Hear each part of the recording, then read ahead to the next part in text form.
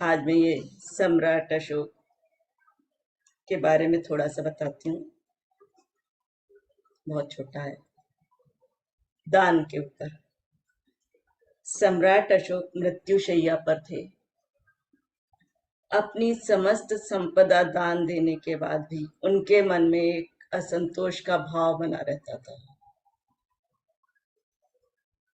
कई बार इंसान दान करता है अपनी हैसियत के हिसाब से, उसके बाद दान करने के बाद भी उसे वो संतोष नहीं मिलता है जो वो पाना चाहता है दान के द्वारा, कि मैं दान पुण्य कर रहा हूं तो मुझे संतोष मिलेगा।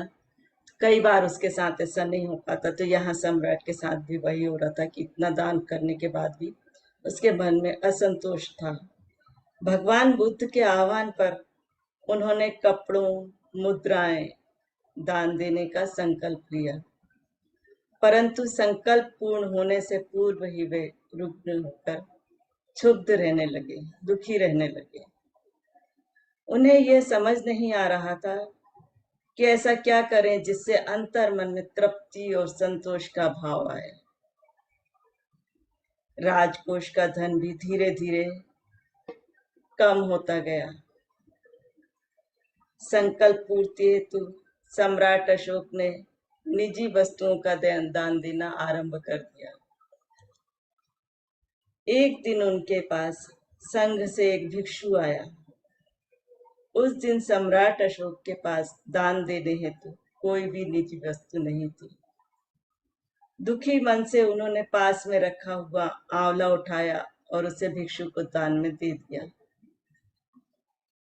उससे बोले, बंधु, अब मेरे पास दान देने को ज्यादा कुछ शेष नहीं है। राजकोष पर सम्राट होने के नाते जितना मेरा अधिकार था उसका उपयोग मैं दान में कर चुका हूँ।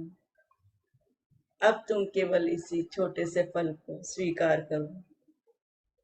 भिक्षु ने आंवले का चूर्ण बनाकर प्रसाद में मिलाया और वह प्रसाद संघ के समस्त भिक्षुओं में बांट दिया गया।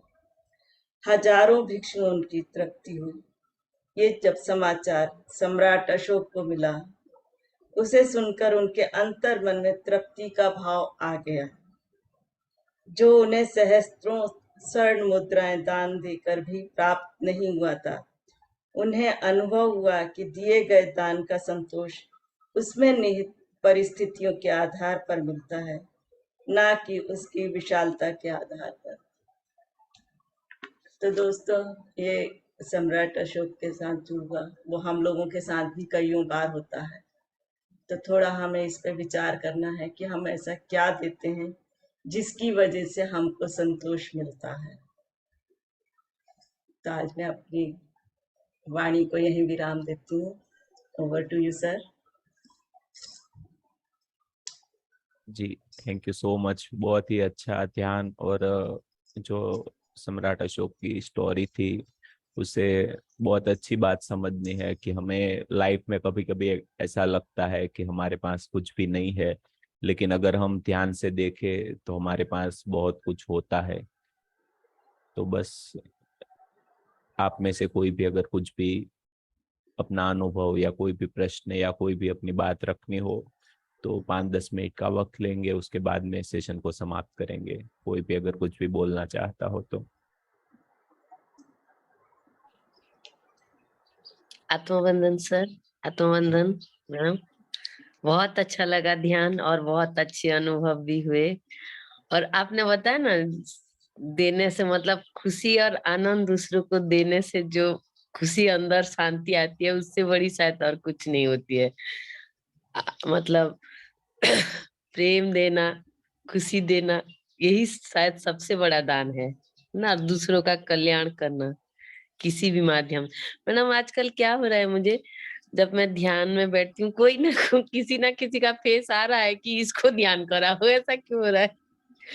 ऐसा इसलिए हो रहा है कि आपकी आत्मा, आप चाहते हैं कि जिस तरह हम आगे बढ़ रहे हैं उसी तरह वो भी आगे बढ़े। कहीं अटके हुए हैं तो उस चीज को छोड़ें और वो आगे बढ़े। तो उसके लिए एक ही है, जब आप ध्यान में बैठते हैं आप उन्हें विजुलाइज करिए। धीरे धीरे वो भी ध्यान में आ जाएगा। ये मेरा पर्सनल एक्सपीरियंस है ना। कर मैम थैंक यू। जिसको बोल रही हूँ तो कर, जिसको मतलब आ रही है इंट्यूशन उसे बोल रही हूँ और वो कर रहे हैं, इसीलिए मुझे भी खुशी हो रही है। वही नहीं, अगर है ना अपने को बोलना है, अगर वो नहीं आता ध्यान में, कोई बात नहीं, उसको आप विजुलाइज करिए, वो अपने आप ध्यान में आ जाएगा, ये जी बिल्कुल मैम, गारंटी। जी thank you ma'am, thank you, thank you. और कोई भी अगर कुछ